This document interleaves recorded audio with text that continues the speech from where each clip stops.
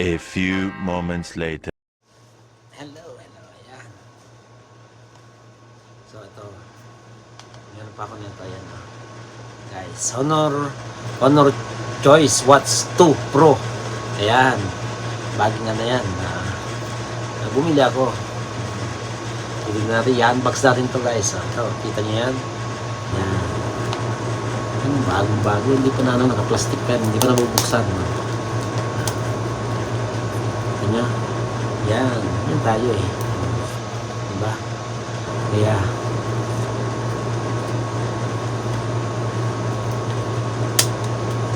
bubuksan na natin to ating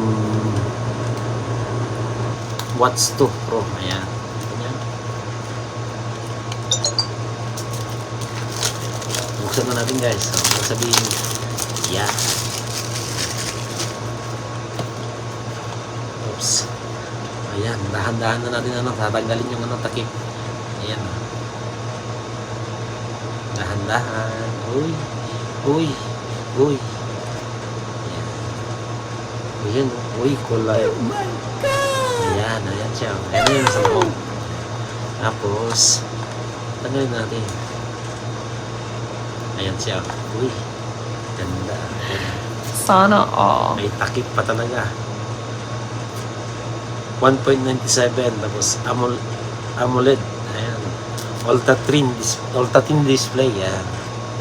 Ultra thin display pala. Diba? Try nga natin ito isuot. Okay ba?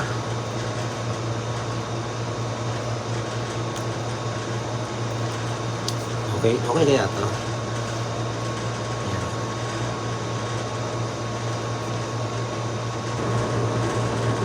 Uy, okay siya.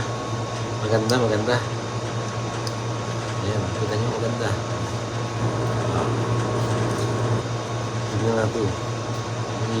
Tatanggalin natin yung yung takip niya para makita. Ayan. Tapos ngayon, i-open natin kung mag-open. Ay, lobat ba? Lobat? Ayun. Ayan na, nag-welcome na.